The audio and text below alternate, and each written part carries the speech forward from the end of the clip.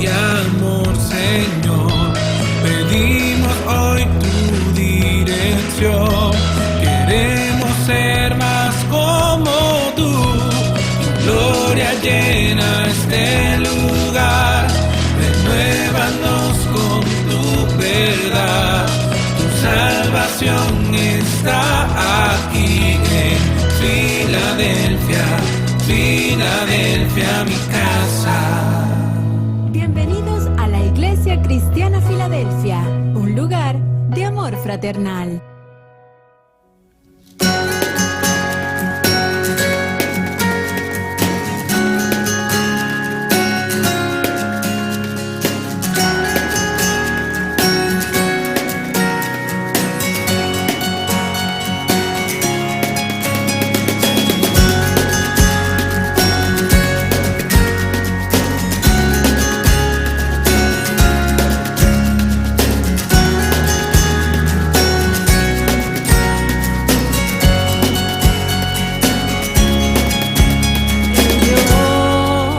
Hizo los cielos y la tierra con el poder de su palabra y reina con autoridad. El Dios que aún los vientos le obedecen, una palabra es suficiente para los muertos levantar. Nadie es como Él, oh gran yo soy.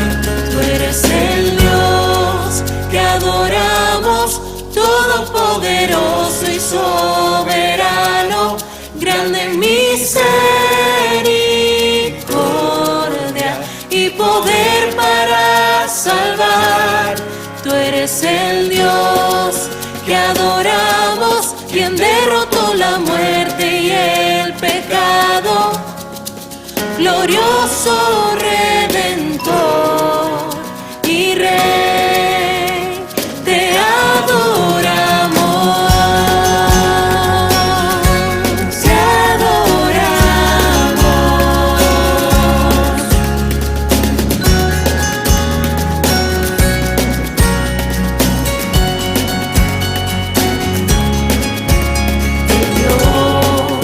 Que descendió desde su trono para llevar sobre sus hombros nuestra culpa y transgresión.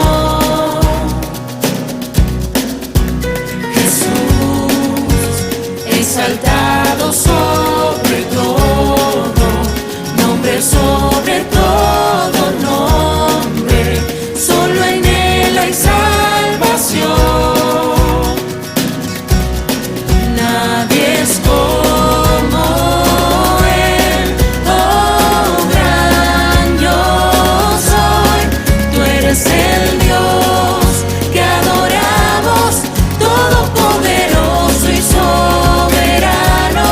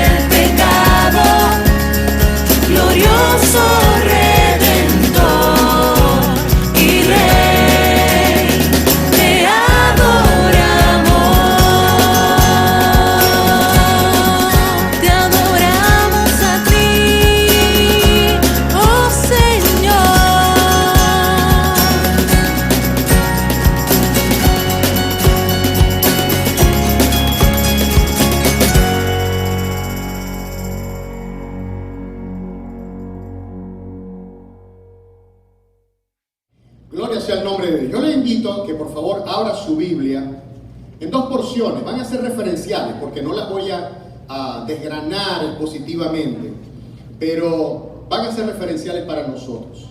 Porque traigo una enseñanza en el marco de la semana de primicias que se denomina entendiendo el principio de lo primero. Entendiendo el principio de lo primero. Parece redundante, pero ya vamos a ver de qué se trata esto. Quiero decirle también que la enseñanza que vamos a tener es tan espiritual como hablar de cristología, de redención, como hablar de la segunda venida de Cristo. Es tan espiritual como todo eso. Mi intención no es deslumbrar tu mente, tu intelecto. A mí no me interesa manipular tus emociones y tus sensaciones. Yo no soy coach, yo no soy conferencista, yo no soy motivador. Por favor, no me rebajes de cargo, yo soy anciano de esta iglesia. Amén. El conferencista, el coach, ellos hablan de su propia sabiduría, de la sabiduría humana. Yo vengo a hablarles de la palabra de Dios, de principios bíblicos establecidos acá. Así que hoy vamos entonces a estudiar el principio de lo primero. Y aunque este es un mensaje temático, sin embargo, quiero decirle que todas y cada una de las citas que vamos a estar leyendo, las he revisado concienzudamente, tanto en los originales, en el hebreo, en el griego, como también en su contexto. Y debido a que son apropiadas para lo que vamos a enseñar, las traje, por si acaso. Quiero entonces que abramos nuestras Biblias en Proverbios, capítulo 23 y en Primera de Reyes 17. Proverbios 23 y en Primera de Reyes 17. Dice Proverbios 23, 26. Dame, hijo mío, tu corazón y miren tus ojos por mis caminos. Dame, hijo mío, tu corazón y miren tus ojos por mis caminos. Y vamos a leer en Primera de Reyes 17, una porción que yo sé que por ahí han pasado muchas veces, pero la vamos a analizar brevemente. Primera de Reyes 17, del 8 al 16. Es respecto al profeta Elías. Dice aquí: vino luego a él, a Elías, palabras de Jehová, diciendo: levántate, vete a Sarepta de Sidón y mora allí. He aquí, yo he dado orden allí a una mujer viuda que te sustente. Entonces él se levantó y se fue a Sarepta. Y cuando llegó a la puerta de la ciudad, he aquí una mujer viuda que estaba recogiendo leña, y él la llamó y le dijo: te ruego que me traigas un poco de agua en un vaso para que beba. Y yendo ella para traérsela, él la volvió a llamar y le dijo: te ruego que me traigas también un bocado de pan en tu mano. Y ella respondió: vive Jehová tu Dios, que no tengo pan cocido, solamente un puñado de harina tengo en la tinaja y un poco de aceite en una vasija. Ahora recogía 2 leños para entrar y prepararlo para mí y para mi hijo, para que lo comamos y nos dejemos morir. Y Elías le dijo: no tengas temor, ve, haz como has dicho, pero hazme a mí primero. Diga: hazme a mí primero. A mí primero. Seguimos leyendo. Hazme a mí primero una pequeña torta cocida debajo de la ceniza y tráemela. Después harás para ti y para tu hijo. Porque Jehová Dios de Israel ha dicho así: la harina de la tinaja no escaseará, ni el aceite de la vasija disminuirá, hasta el día en que Jehová haga llover sobre la faz de la tierra. Y entonces ella fue e hizo como le dijo Elías. Y comió él y ella y su casa muchos días. Repita conmigo: muchos días. Comieron muchos días. Amén. Y la harina de la tinaja, repita conmigo, no escaseó. No escaseó. Ni el aceite de la vasija menguó, conforme a la palabra que Jehová había dicho por Elías. Nos encontramos ante un panorama un poco crítico. No un poco, bastante crítico. No había llovido sobre la tierra por la palabra de Elías. Dios le había dicho a Elías que hiciera esa declaración paralizando la lluvia. Y pasó un tiempo que no llovía y por supuesto, se desató una crisis económica profunda. Ahora, en medio de este contexto, el profeta se acerca donde una mujer desvalida, una mujer pobre, viuda, y de paso con un solo hijo. Y él le dice: dame de comer, dame dame de beber y dame de comer. Y le dijo, Señor, yo lo único que tengo, vive Jehová, que lo único que tengo es un puñado de harina y un poquito de aceite, voy a hacer un pan y mi hijo y yo vamos a morir. Ten confianza, no temas, le dice él, no tengas temor. Dios siempre en el momento más crítico y más oscuro, lo primero que te dice es, ten confianza, yo estoy sentado en mi trono, yo tengo control, yo tengo dominio. No mires las circunstancias, no mires tu nevera vacía, yo te voy a proveer si yo estoy el primero aquí en tu vida. ¡Aleluya! Le dio la promesa al profeta, le dice, hazme primero a mí. Y aquí viene, ya vamos entonces a desenvolver lo que es el principio de lo primero.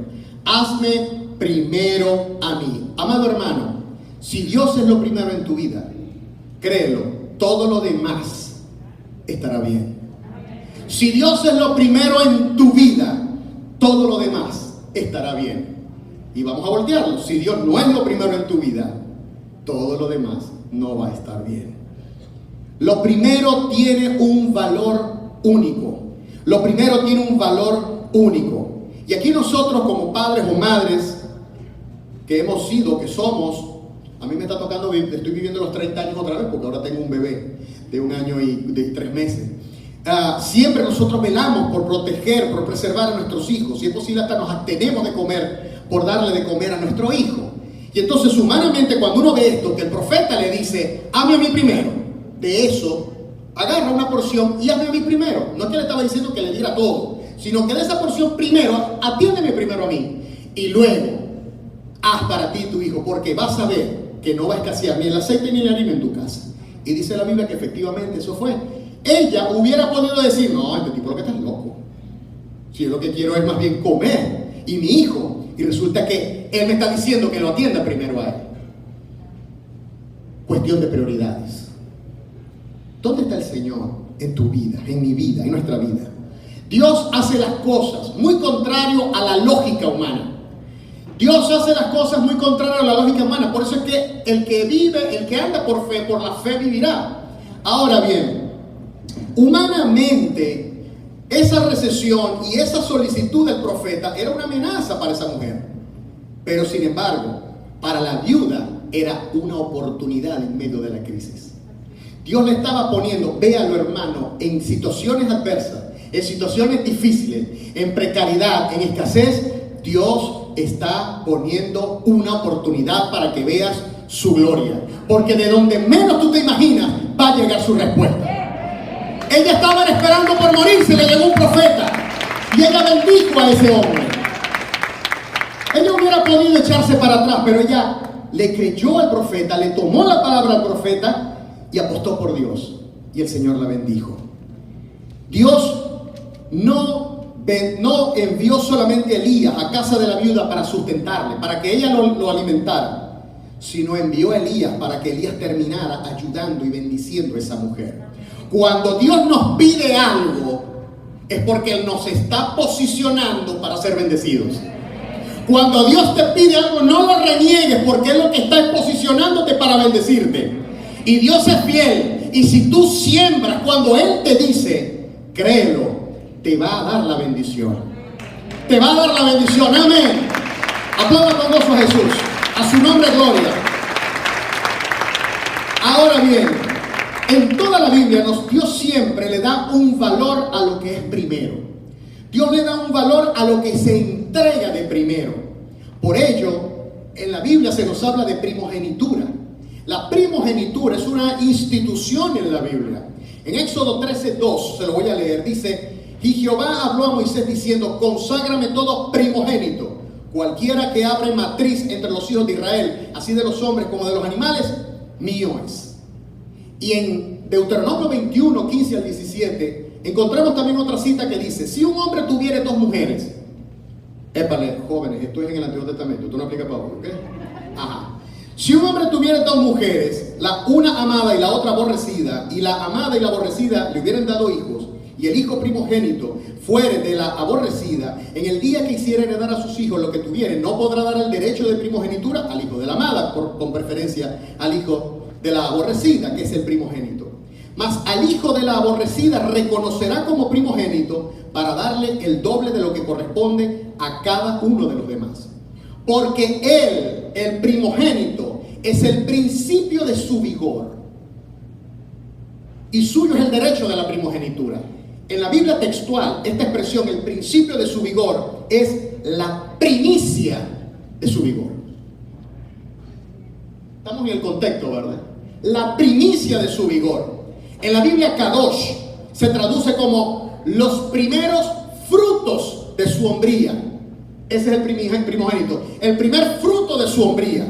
Ahora, vamos a ver algunos ejemplos rápidamente de algunos personajes en la Biblia que entregaron lo primero. Ese es el principio de entregar lo primero, dar lo mejor, lo primero. Tenemos a Caín y Abel, que lo expuso nuestro hermano Arrieta, el pastor Arrieta, hace 2 domingos atrás de forma magistral. Caín y Abel, en Génesis 4, del 3 al 5, yo se los leo, dice: y aconteció andando el tiempo, o sea, no fue que Dios hizo la creación, hizo a Adán y a Eva, pecaron, salió Caín y Abel y ahí mismito pasó esto. No, dice andando el tiempo. O sea, pasaron varios años. Caín era un hombre, Abel era un hombre, no era muchachito, no era quinceañero. Andando el tiempo, dice que Caín trajo del fruto de la tierra una ofrenda a Jehová. Siempre hay que prestar atención a cómo la Biblia menciona las cosas. Hay que estar pendiente de los detalles, porque la Biblia dice las cosas y nosotros no es que lo vamos a pasar a la ligera. Fíjense que no califica la ofrenda, no la califica. No dice una buena ofrenda, una ofrenda excelente, una ofrenda maravillosa, una ofrenda. Ahora vamos a ver cómo es que habla de la ofrenda de Abel. Dice: y Abel trajo también de los primogénitos de sus ovejas y de lo más gordo de ellas.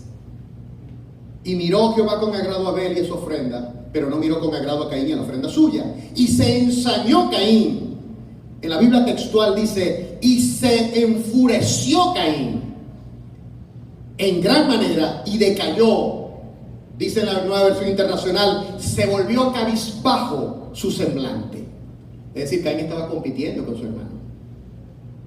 Si hay una de las cosas que se menciona en el Nuevo Testamento, es precisamente se nos da un mensaje de prevención frente a esto. No caer en competencia con el hermano. No compitas con tu hermano. No tengas envidia de tu hermano. Porque a cada uno Dios nos dio una medida de fe y una unción. Y entonces la unción tuya no tiene nada que ver con la unción del hermano. Y Dios te va a utilizar esa unción para ciertas cosas y para el hermano no. El hermano va a trabajar en otras cosas. Por eso es que nosotros nos complementamos. Dios es un Dios de complementación y nosotros nos ayudamos unos a otros. En mi fortaleza yo la pongo para ayudarte a ti en tu debilidad, pero en mi debilidad yo necesito de tu fortaleza y unos a otros nos vamos entretejiendo como un solo cuerpo. ¿Lo estamos viendo? Entonces Caín estaba compitiendo con su hermano. Ahora, dice allí que él se enfureció, él se ofendió. Miren al Señor, él se ofendió. Se ofendió, trajo una ofrenda, una ensalada que no le puso ni mayonesa ni vinagre. La tiró ahí. Y se ofendió porque el hermano sí trajo lo mejor, ¿verdad? Y a Dios le agradó. Yo pregunto, y más bien no sería que Dios fue el que se ofendió cuando le trajo una ensalada ahí. Y no es que estoy desmereciendo los frutos de la tierra.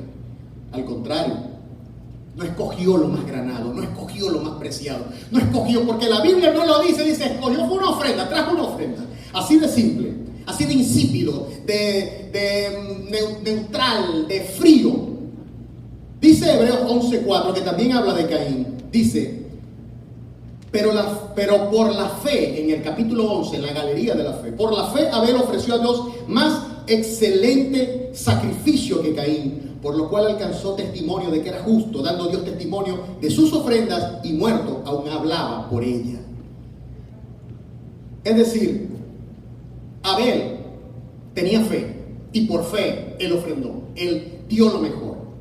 Es más, Abel fue el primero en muchas cosas. Fue el primero en ser asesinado, fue el primero en morir, fue el primero en dar una ofrenda excelente a Dios, y de paso fue el primero en ser comparado. Su sangre fue comparada con Cristo. Eso está en Hebreos 12:24. Tarea para la casa, no se lo voy a leer. Anótelo por allí. Entonces tenemos el caso de Caín y Abel. ¿Cómo fue las ofrendas de ellos? Lo primero que ellos entregaron. En segundo lugar tenemos a Abraham y a su hijo Isaac. Nosotros sabemos esa historia. En Génesis 22. Dios le dice a Abraham que le va a dar un hijo, le da el hijo, le da Isaac. Tuvo ahí un desvío, tú sabes, con Agar y tuvo el hijo por sugerencia de la mujer. Él no aceptó ni siquiera 2 pedidas y se metió con la esclava y tuvo a Ismael. Y de allí vienen entonces los problemas entre árabes e israelitas. Pero bueno, no nos vamos a meter ahí, es un problema de hace 4.000, 5.000 años y no lo vamos a resolver nosotros. Lo que quiero llamar la atención es que Dios, ya cuando Isaac estaba grandecito, Dios le dice: quiero que me sacrifiques a tu hijo. Y Abraham, como era un hombre de fe, agarró a su muchacho y se fue al monte Moriah. Y allá lo iba a sacrificar. Y cuando ya tenía el cuchillo en la mano que lo iba a degollar, el ángel del Señor le dijo: detén tu brazo, Abraham, no le hagas daño al muchacho. Protegió a Isaac. Mosca con esa frase: protegió a Isaac. Y cuando Abraham volteó, vio en el zarzal a un carnero enredado en su cuerno, y ese carnero fue sacrificado en sustitución de su hijo. Dios proveyó para el sacrificio sustitutivo. Entonces, Abraham y su hijo Isaac. Abraham como un ejemplo de quien da lo primero. Jacob también, en Génesis 28, dice que en Betel, después de haber luchado con el ángel, Jacob también ofreció al Señor darle los diezmos, con tal de que le protegiera en su viaje. Y por último, tenemos también otros, hay muchos más, pero vamos a dejar estos 4. Josué, quien cuando estaba capitaneando a al pueblo de Israel, entrando en Canaán, en el capítulo 6, versículo 19, nosotros leemos que él entregó toda la plata y el oro que encontraron allí. Dice allí: mas toda la plata y el oro y los utensilios de bronce y de hierro sean consagrados a Jehová. Consagrados a Jehová, y entren en el tesoro de Jehová.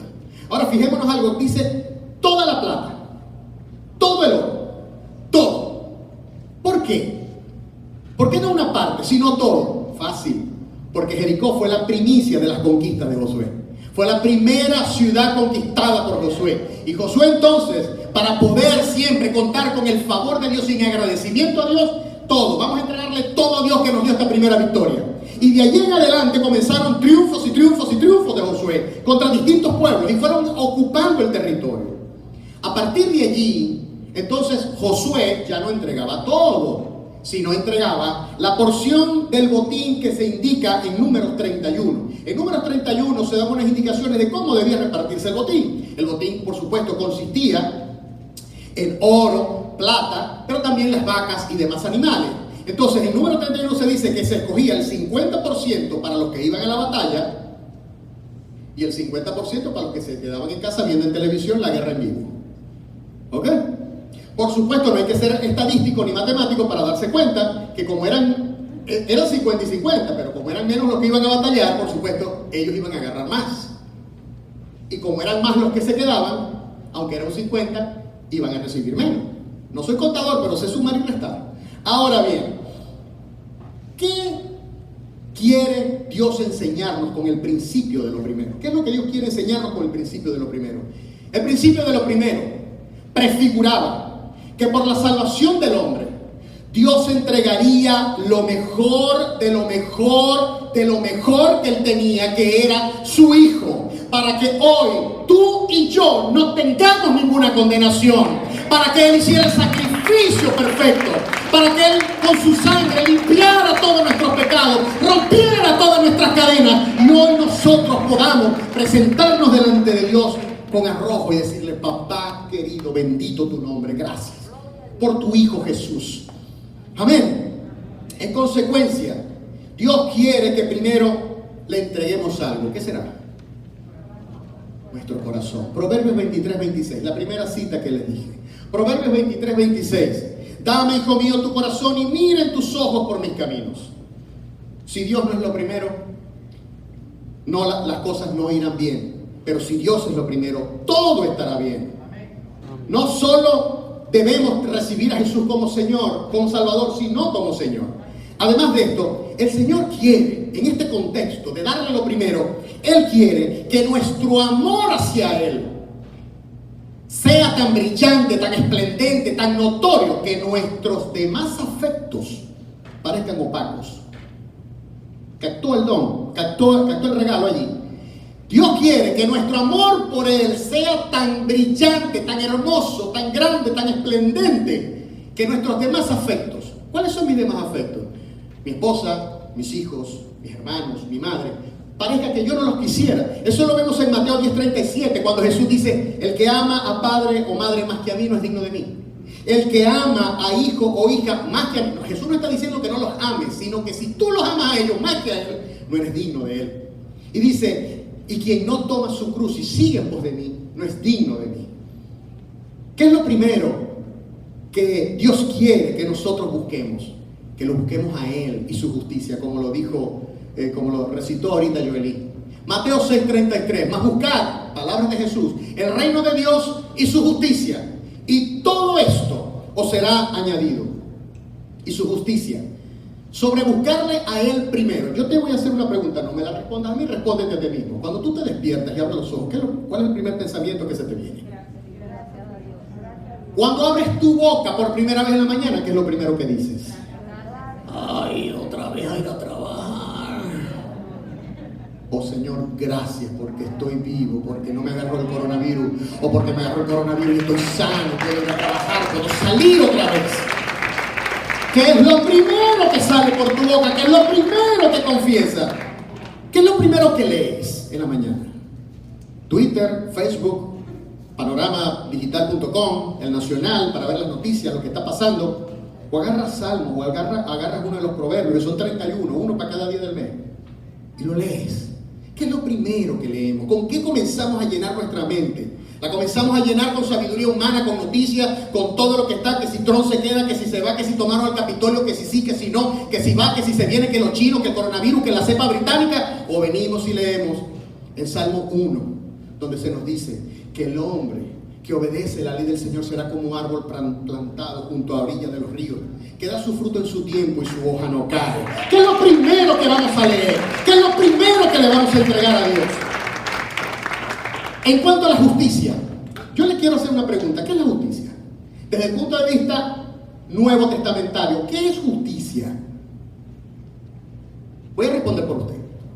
Alguno dirá, bueno, justicia es hacer lo correcto. Justicia es darle a cada quien lo que se merece. Eso es equidad.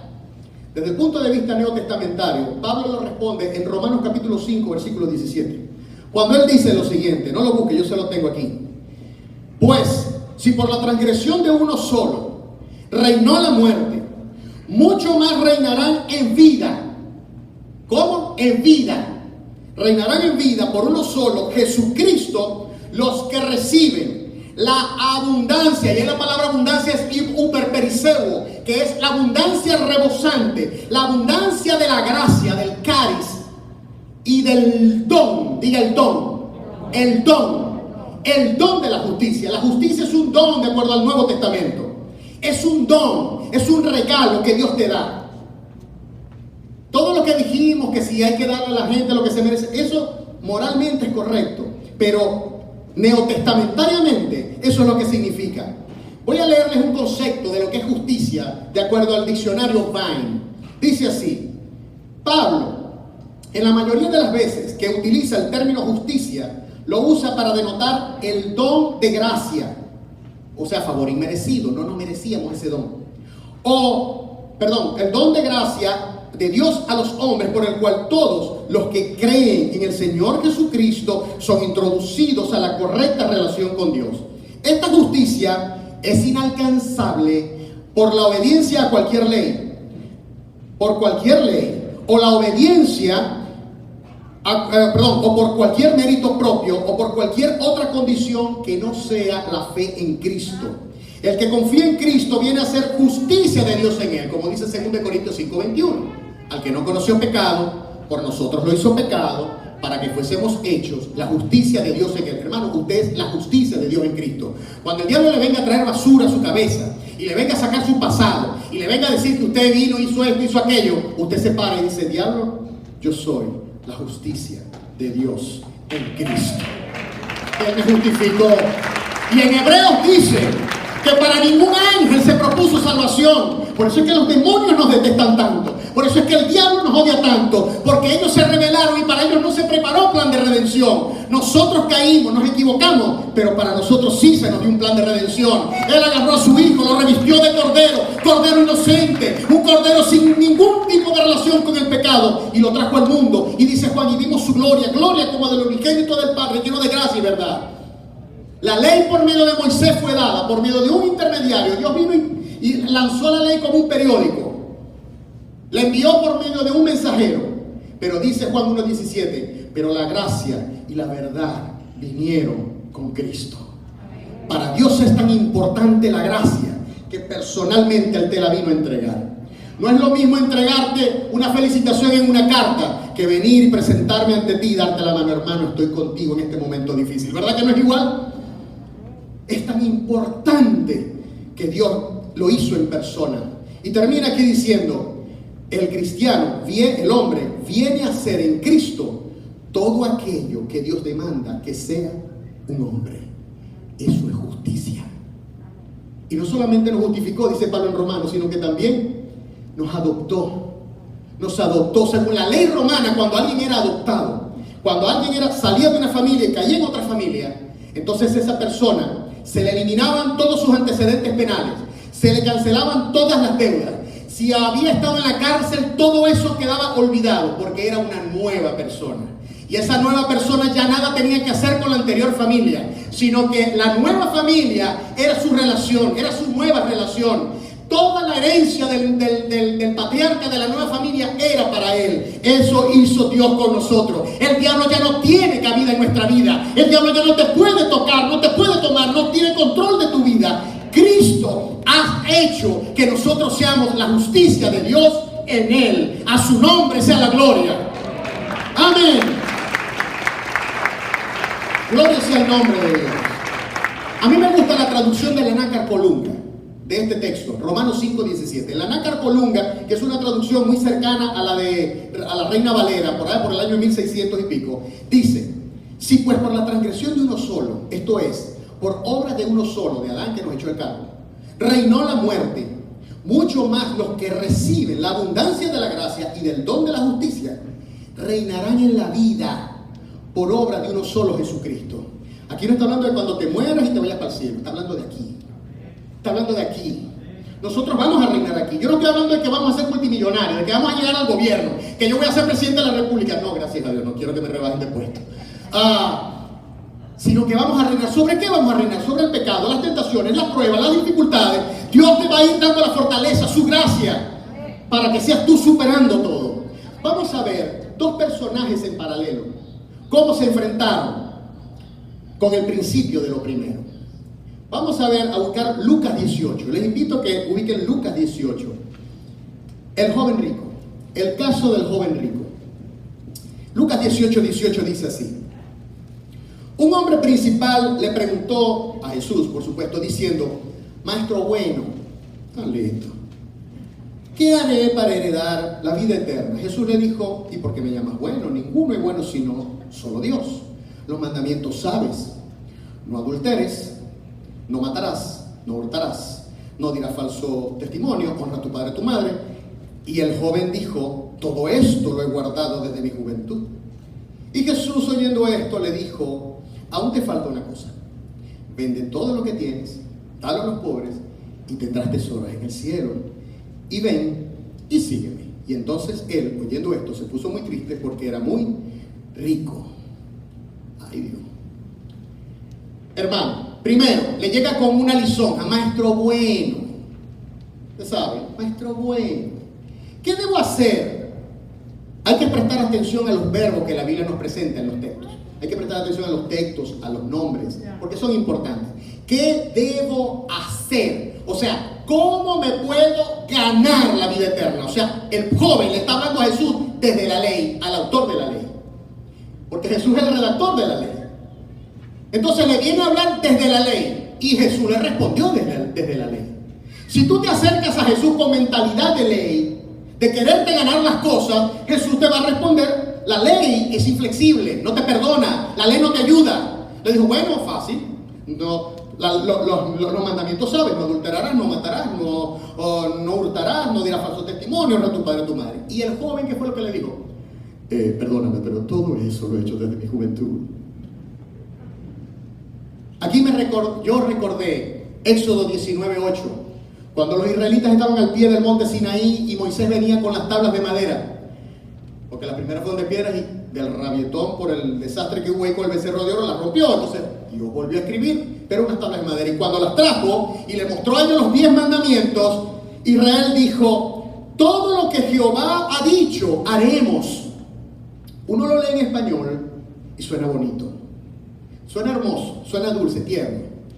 Pero en el hebreo, ellos dijeron: Tol asher dibar Adonai naaseh. Esa es una expresión en hebreo arrogante, como diciendo: eso es lo que hay que hacer. Tranquilo, eso es pan comido. Hermanos, la arrogancia es la madre de muchos pecados. Cuando yo me siento arrogante, cuando yo me siento que tengo a Dios agarrado por las barbas, que yo soy el que ora 4 horas al día, yo soy el que no se apela uno de los 21 días de ayuno y ando pagando, que se siente súper. Eso es una situación difícil, muy comprometida. Ese joven, además de eso, por supuesto, como le llega a Jesús hablándole en términos de ley, Jesús, que conoce la ley, le habla con términos de la ley. Y le dice: una cosa te falta, porque la ley siempre te va a exigir algo. La ley no te da nada, la ley te exige. La ley te exige. Y le dice: vende todo lo que tienes, dalo a los pobres. ¿Por qué? Porque lo que pasa es que su corazón no estaba en Dios, su corazón estaba en la riqueza. Dice que él se fue triste porque era muy rico. Vende todo lo que tienes y dalo a los pobres, y luego ven y sígueme. La ley es demandante, la gracia te suple.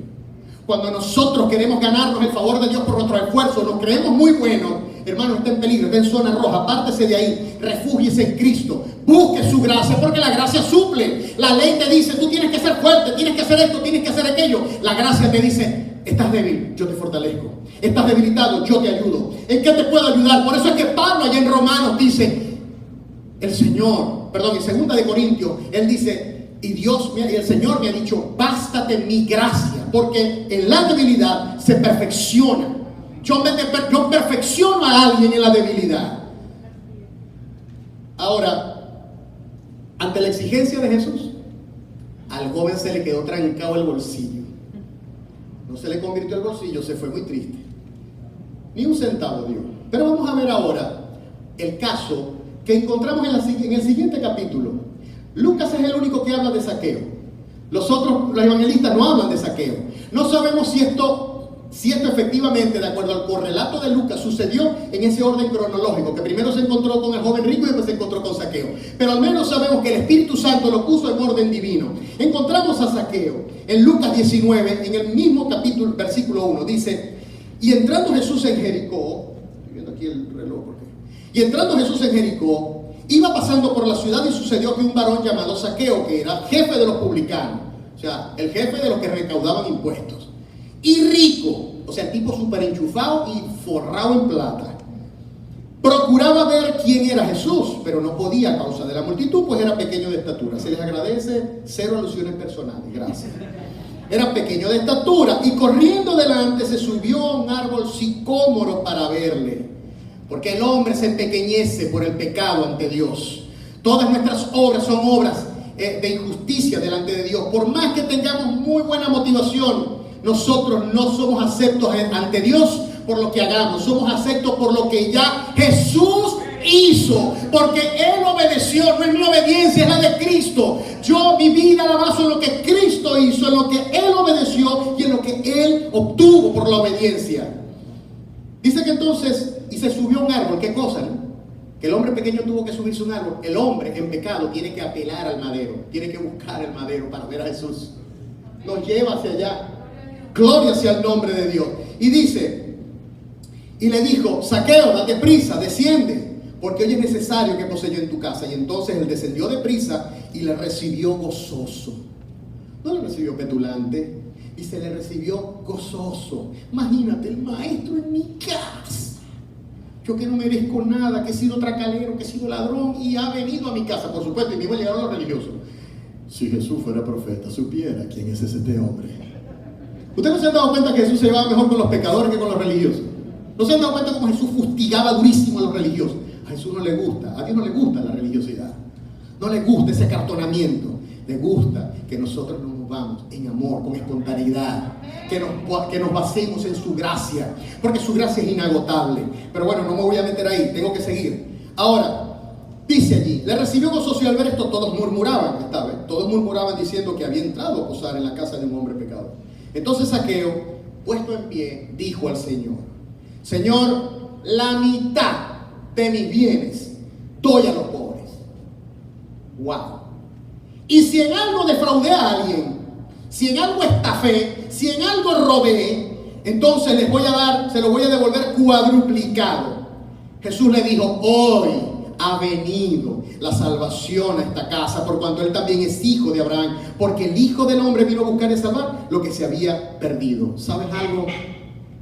La ley rechaza al mejor hombre, rechazó al mejor hombre, lo rechazó, no sirvió. El mejor hombre de nosotros se presentó. ¿Sabe quién era ese hombre? Entre comillas, David, conforme al corazón de Dios. Y sin embargo, él escribió el Salmo 51 llorando porque había adulterado, había mandado matar, y la ley lo que le exigía era pena de muerte.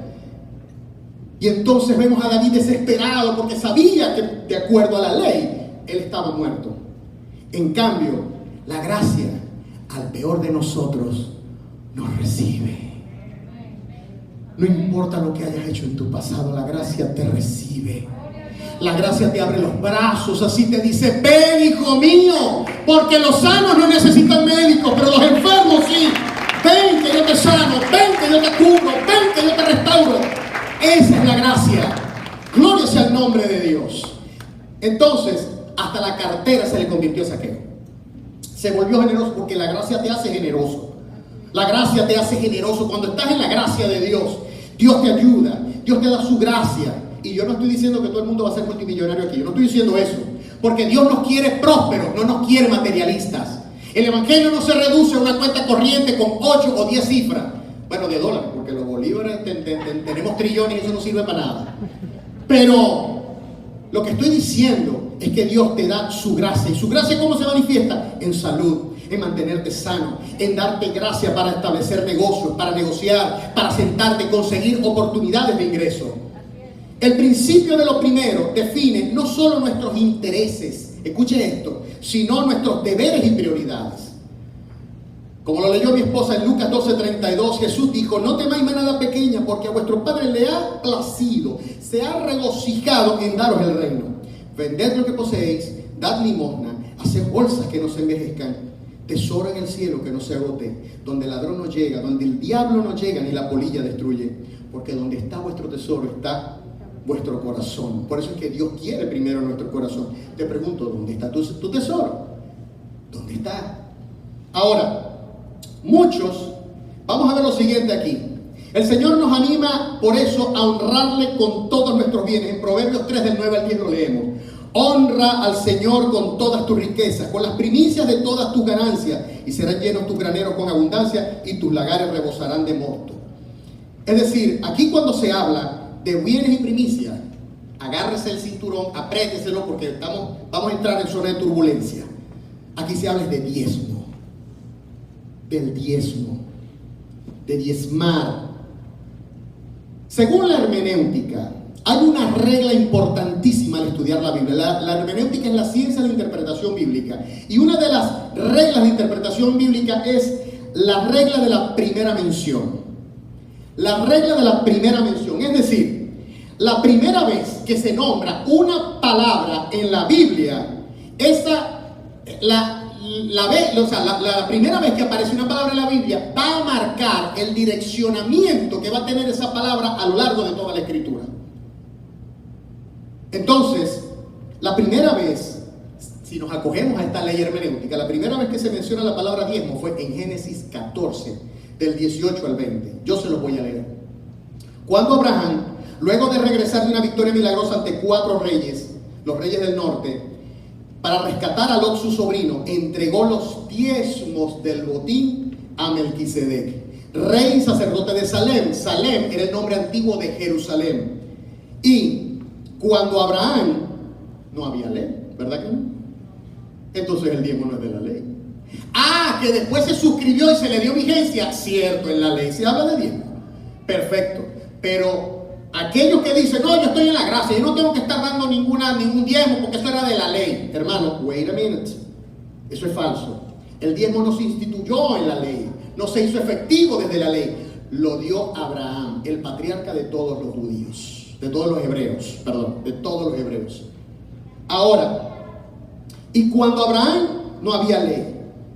Ahora bien, vamos a leer ese texto. Voy a leerles para ustedes ese texto en Génesis 14, 18 a 20. Dice: entonces Melquisedec, rey de Salem y sacerdote del Dios Altísimo, sacó pan y vino y le bendijo, diciendo: bendito sea Abraham del Dios Altísimo, creador de los cielos y de la tierra, y bendito sea el Dios Altísimo que entregó tus enemigos en tu mano. Y dio a Abraham los diezmos de todo el botín, después de derrotar a los 4 reyes. Ahora, dice allí, ¿qué fue lo que hizo Melquisedec? Lo primero que él hizo, sacó pan y vino. ¿Qué le suena eso? Se estaba prefigurando la Santa Cena, la Cena del Señor. Porque Melquisedec, según muchos eruditos y como la Biblia también lo demuestra, fue una de las intervenciones divinas de Jesús en el Antiguo Testamento antes de encarnarse en Belén. Lo estamos viendo. Jesús dice allí en Hebreo, lo puede buscar en su casa, Hebreos 7:3, que Melquisedec fue hecho a semejanza de Jesús. Nosotros vemos que el ángel del Señor eran las intervenciones de Jesús en el Antiguo Testamento antes de encarnarse. Ojo, la Biblia no habla de reencarnación, la Biblia habla de encarnación. Antes que Cristo se encarnara, Él actuó en el Antiguo Testamento en ciertas partes. Estuvo con Daniel en el horno, estuvo con Josué ayudándolo cuando se le apareció como el ángel de los ejércitos del Señor. Jesús se apareció varias veces en el Antiguo Testamento. Ahora, aquí se aparece como Melquisedec, rey altísimo de Salem y sacerdote del Dios Altísimo, y sacó pan y vino. ¿Y qué fue lo que le dijo Melquisedec? Lo primero que dijo Melquisedec, ¿qué dijo? Bendito, no maldijo, bendijo. Bendito sea Abraham del Dios Altísimo, creador de los cielos y de la tierra, y bendito sea el Dios Altísimo que entregó a tus enemigos en tu mano. ¿Sabes qué? Dice en Hebreos que el sacerdocio de Cristo no es el sacerdocio levítico ni arónico, por eso no estamos bajo la ley. El sacerdocio de Jesús es el sacerdocio de Melquisedec, que dice en Hebreos 7, de quien no se conoce genealogía. La única vez que se habla de Melquisedec es en este capítulo. Y lo primero que Melquisedec da es bendición, porque la palabra de Dios dice que Jesús llevó toda nuestra maldición. El ministerio de Cristo no es de maldiciones, solamente de bendiciones. Él vino para darte salud, liberación, restauración, provisión, protección. Todo te lo vino a dar Jesús. Gloria sea el nombre de Dios. Recibe todo en espiritual. Él lo bendijo y le entregó los diezmos. Y fíjense cómo él hace función de profeta. Bendice a Abraham del Dios Altísimo y luego bendice al Dios Altísimo delante de Abraham. Y le dio los diezmos. La palabra diezmos allí, te voy a dar una perla, es la palabra maser. Maser. Es decir, meme, allí, shem y res. Maser. Ahora, más abajo dice que después de Melquisedec llegó el rey de Sodoma. Y el rey de Sodoma, que se llamaba Bera. Bera significa hijo del mal, en el original hebreo, hijo del mal. Que de paso llegó todo lleno de petróleo, porque cayeron en un mar de asfalto y estaba horrible. Y se le presentó al lado de Melquisedec y le dijo: dame la gente, no me des los botines de la guerra, dame la gente. Y Abraham le dijo: no, te voy a dar a tu gente y te voy a dar tu botín, porque vive Jehová que yo no voy a dejar que tú digas que tú me enriqueciste. Y allí la palabra enriquecer es hacer, sin la meme. Es decir, hacer significa enriquecer. En otras palabras, en el diezmo hay riqueza. Hay riqueza escondida en el diezmo. Yo no estoy diciendo que vas a ser multimillonario, pero sí sé que Dios te va a guardar, que en medio de la crisis como estaba aquella viuda, Dios te va a proveer, que en medio de las circunstancias difíciles, si tú ofrendas y das lo primero que Él te da, por poquito que sea, Él te va a cuidar. Ya llegó el hombre del piano y estoy apenas en la mitad, pero voy a acelerar y voy a brincar algunas partes importantísimas. Es importante que sepa que en el Antiguo Testamento había 3 tipos de diezmo. El Maaser Krishonen, que es el diezmo que acabamos de ver que dio Melquisedec y que dio Jacob en Génesis 28. El Maaser Sheni, que ese era un diezmo que se daba para patrocinar la fiesta de los tabernáculos, la fiesta de Pentecostés y la fiesta de la Pascua. y el Masherani, que se cobraba, los dos primeros se cobraban todos los años, pero el Masherani se cobraba cada 3 años, y era un diezmo, de acuerdo a Deuteronomio 14, del 28 al 29, era un diezmo para ayudar a las viudas, a los niños, a los necesitados. Era un diezmo de acción social. Ahora, ya tenemos 3 que el diezmo no tiene nada que ver con la ley. Pero algunos dicen, bueno, pero estamos en la gracia, nosotros no tenemos que estar dando diezmo. Tienes razón. Tienes razón. Te doy la razón. Pero te conviene. Pero te conviene dar el diezmo. Te conviene. Y no solamente porque hay riqueza. Y yo no estoy hablando de cuentas multimillonarias. Estoy hablando del favor de Dios. Cuando tú le entregas tu corazón a Dios y tú no rechazas al necesitado y tú tienes cómo ayudarlo y lo ayudas y no dejas que se vaya con las manos vacías, aunque sea con una oración, si no tienes ni medio en el bolsillo, pero bendícelo, bendícelo, bendícelo. Fíjense algo, Malaquías 3:10. ¿Qué es lo que ofrece el diezmo? En Malaquías 3:10 dice: traed todos los diezmos al alfolí y hay alimento en mi casa, y probadme en esto. Este es el único versículo en la Biblia donde Dios nos dice que lo probemos. Probadme en esto, dice Jehová de los ejércitos, si no os abriré las ventanas de los cielos y derramaré sobre vosotros bendición hasta que sobreabunde. Suministro. ¿Se acuerdan que les dije que era clave? Suministro. Abriré las ventanas de los cielos y reprenderé también por vosotros al devorador. Protección. Dios protegió a Isaac y luego proveyó el carnero. Aquí Dios nos está diciendo que nos va a bendecir y que nos va a proteger. Gloria sea el nombre de Dios. No diezmamos para escapar del juicio. Yo quiero pedirle perdón a la iglesia públicamente, porque muchas veces yo, cuando ministraba el ofertorio, leía desde la parte de la maldición. No, esa maldición ya no nos toca a nosotros. Nosotros no diezmamos porque vamos a ser malditos. Y perdónense si a lo mejor llegué a leer eso, porque sí lo hice. A nosotros nos toca la bendición, porque toda la maldición cayó en Cristo Jesús. Ya a nosotros no nos toca esa maldición. Nosotros, ahora claro, por supuesto, si no das los diezmos, bueno, Dios no te va a prosperar. Pero nosotros no lo hacemos ni porque vayamos a recibir una maldición, ni porque no dejemos de prosperar, lo hacemos porque Él dio al Cordero, porque Él dio al mejor, lo mejor que Él tenía lo entregó. Eso es como cuando uno como padre le da lo mejor, la mejor educación a los hijos, le da el mejor vestido, el mejor colegio, se esfuerza. Suponte que no lo vas a poner a tu hijo en el colegio Altamira o en Los Robles o donde sea, sino que bueno, nada más te alcanza para llevarlo a tal o cual colegio, pero tú le das lo mejor y le buscas los libros y le buscas aquello. Y tú esperas que tu hijo responda a tu esfuerzo. Dios también espera que nosotros con agradecimiento, no por miedo a una maldición, porque ya Jesús se la llevó, sino porque Él es dueño de nuestro corazón. Él espera que nos humillemos delante de Él y le digamos: Señor, tengo este problema, tengo estas deudas, pero yo aparto esto para ti. Y ahora les voy a mostrar algo interesantísimo. Algunos atentan, ya les voy a decir lo que es interesantísimo, pero algunos atentan contra el diezmo porque dicen que hay abusos. Sí hay abusos, eso también es verdad. Y a mí me revienta cuando yo veo telepredicadores que en televisión te dicen: danos tu diezmo, tu ofrenda, tus primicias, dánosla. La Biblia dice que las primicias, los diezmos se entregan en la casa del Señor. Y la casa del Señor es donde tú te alimentas, donde tú recibes cobertura, donde tú recibes consejería, donde tú estás siempre recibiendo bendición de Dios. Filadelfia es tu casa. Trae tus diezmos a Filadelfia. ¿Y por qué? Dice allá: para que no falte el alimento y el pan en la casa. En aquel entonces los levitas estaban a tiempo completo trabajando. Aquí también tenemos ministros así a tiempo completo que no trabajan en otro lado. Y por supuesto, claro, ellos van a ser bendecidos con el diezmo. O sea, de lo que nosotros aportemos, de ahí salen esos sueldos. Hermano, el dinero es un mal amo. De hecho, Jesús lo califica como riquezas injustas. No vamos a poder entrar ahí, lamentablemente. Pero Jesús lo califica como riquezas injustas. El dinero que tú tienes en tu bolsillo es sucio. Pero cuando tú apartas el diezmo, como dice Romanos 11:16, si las primicias son santas, lo son también todas las ramas. Yo le digo a mis 3 hijos que están trabajando en Estados Unidos, los mayores, yo les digo, siempre hablando del diezmo, ¿qué prefieres tú? ¿Un 100% de tu dinero bajo maldición o un 90% en bendición?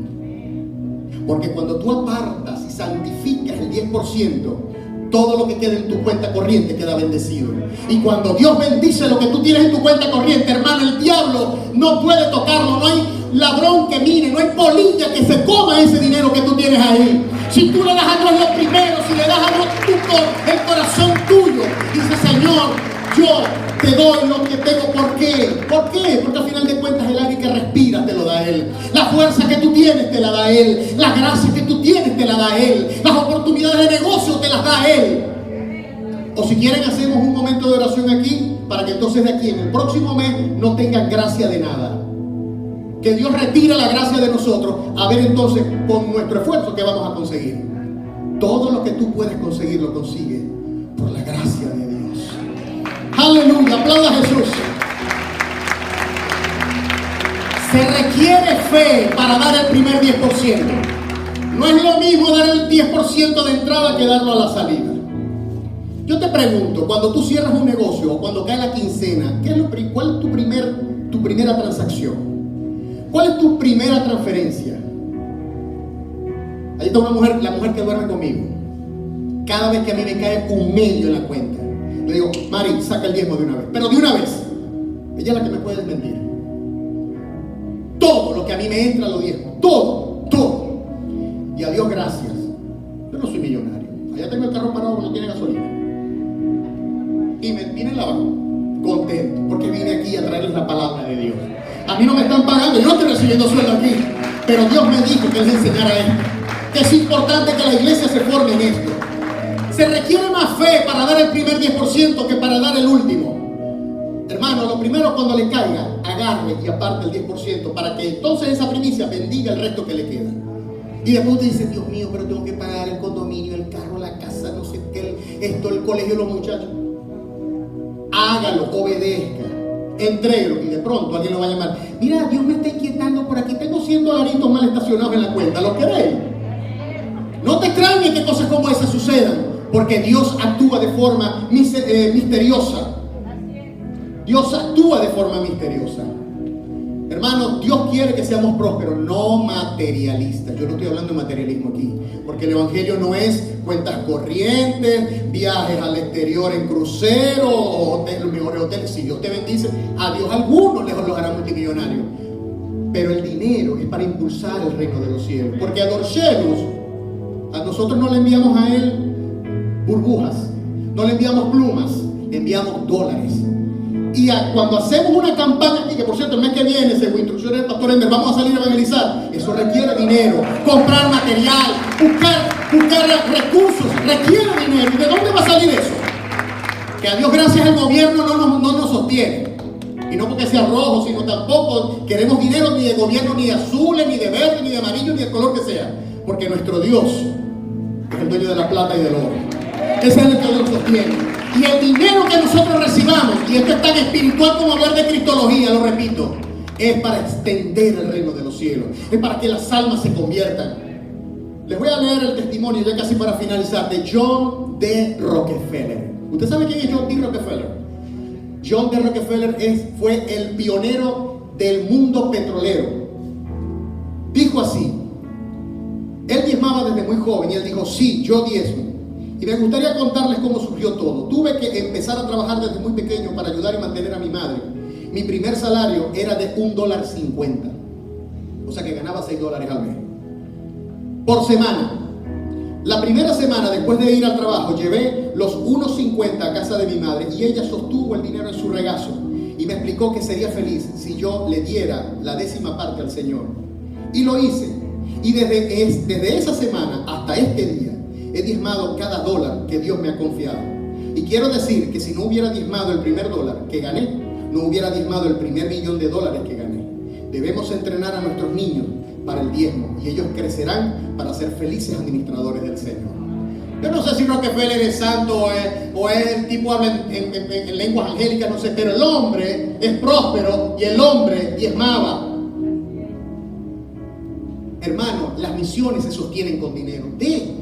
Que hay muchos que se aprovechan. Sí, es verdad, hay muchos que se aprovechan, pero Dios es fiel. Y si tú ofrendaste, diste una ofrenda, y a lo mejor alguien vino y se llevó el dinero y qué sé yo, lo malbarató, ok, Dios se va a arreglar con él, pero a ti no te va a dejar sin la cosecha, porque tú fuiste fiel.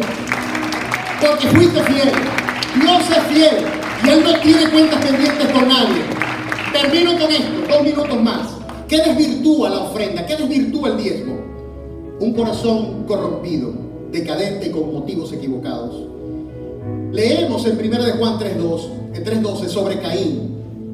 Dice allí, 1 de Juan 3:12, no como Caín, que era del maligno y mató a su hermano. ¿Y por qué causa le mató? Porque sus obras eran malas y las de su hermano justas. La palabra malas en el griego es poneros, que significa degeneración continua de la virtud. Recuerden que ella decía, y andando el tiempo. O sea que a medida que iba andando el tiempo, Caín se fue haciendo más malo, más perverso, más malo y más malo. Y cuando estaba en esa condición fue cuando llevó una ofrenda de los frutos. Por eso es que lo que llevó fue una ensalada sin vinagre y sin mayonesa. En cambio Abel dio una ofrenda excelente. En Judas 11 se nos vuelve a hablar de Caín. Dice, hay de ellos, hablando de los falsos maestros, porque han seguido el camino de Caín y se lanzaron por lucro en el error de Balaam y perecieron en la contradicción o en la rebelión de Coré. La perversidad, el lucro y la rebelión son 3 factores que impiden diezmar y te impiden ser generoso. O los 3 o uno, cualquiera de ellos. Si hay avaricia en tu corazón, si hay rebelión en tu corazón, ¿sabes que son pastores? No va a estar manteniendo a esa gente. Mira, hermano, ¿sabe que ese trabaja duro? Ese hombre que está ahí no ha parado. Desde que arrancó el COVID no ha dejado de tener gente. Y se para aquí y enseña. Es duro. Es duro tener la vida dividida. Es fuerte. Por eso es que Pablo dice, tengan por doble honra al que se dedique enteramente a esto. No le pongan bozal al buey que está trillando. A su nombre gloria. Porque Dios provee, Dios te va a proveer. Así hay alguien que abuse, Dios no te va a dejar a ti sin tu cosecha. Por un lado te quita la camisa y por detrás Dios te mete un closet full de puros abrigos. Aleluya. Gloria sea el nombre de Dios. La perversidad, el lucro y la rebelión no te dejan diezmar. Ciertamente ha habido abusos, pero Dios es fiel. Por ello Jesús nos da la razón correcta, y con este último versículo cierro. Jesús nos da la razón correcta para diezmar en Lucas 11, 41 al 42.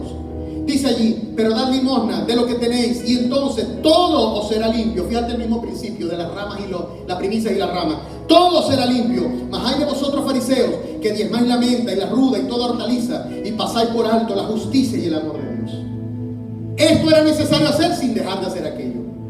Diezma la ruda, la hortaliza, pero no dejes de dar, no dejes de diezmar.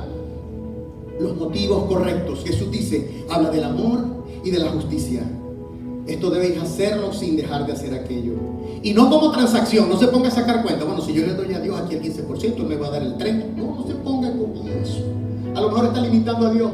Usted dice, no, bueno, si doy al 15 me va a dar el 30%. ¿Qué sabe usted si Dios le va a dar el 1000%? Usted no sabe. No le ponga límites a Dios. Los que son adoradores son como el viento que no sabe ni a dónde viene ni a dónde va. Nos movemos por fe. Nosotros no conocemos cómo es que Dios se va a mover. Usted no lo sabe, pero Dios sí. Y Él te quiere bendecir, te quiere prosperar. Toda maldición se nos fue quitada, no hay condenación. Cristo se la llevó. El ministerio de Cristo es el ministerio de bendición. Gloria sea el nombre de Dios. Por lo tanto, dale a Dios el primer lugar en tu corazón. Sé agradecido. Deja que Dios bendiga todas las áreas de tu vida. Familia, trabajo, negocio, tu dinero. Que Dios sea el primero. Póngase en pie, por favor. Gloria sea el nombre de Dios. Incline su rostro y vamos a darle gracias a Dios por esta palabra que nos trajo en esta mañana. Señor, gracias. Porque el valor de lo primero, Señor, tú lo estableciste cuando diste a tu Hijo, Señor. Diste lo mejor que tenías en el cielo, que fue tu Hijo. Perdónanos cuando a veces nosotros somos, Señor, nos dejamos arrastrar por la rebeldía o por nuestra propia perversidad y no damos, Señor, a los demás. Sabemos que tú no nos has llamado a ser millonarios, pero sí a ser generosos, a ser dadivosos, porque quien siembra escasamente, escasamente recogerá, pero quien siembra abundantemente, abundantemente recogerá. Gracias porque tú diste lo mejor que tenías, que era tu Hijo, Y hoy tú esperas que nosotros también demos lo mejor de nuestras fuerzas, el máximo vigor que tengamos, porque al final tú eres quien nos da todo. Tú nos das la fuerza, la energía, el vigor, la inteligencia, la gracia. Tu gracia, Señor. A tu nombre, gloria. A tu nombre, honra. Te bendecimos, Señor. En el nombre de Jesús, Señor, que toda esta palabra que hoy hemos recibido caiga, halle buena tierra en los corazones de mis hermanos y dé mucho fruto. Señor, ayúdanos. Nosotros no vamos a ofrendar porque vamos a hacer una inversión. No, damos por gratitud, porque tú nos has redimido, nos has salvado y queremos que otras personas reciban la misma bendición. Guarda, Señor, guarda el resto que nos quede en la cuenta. Señor, así como la mujer creyente, como el esposo inconverso es bendecido en la mujer creyente y los hijos también.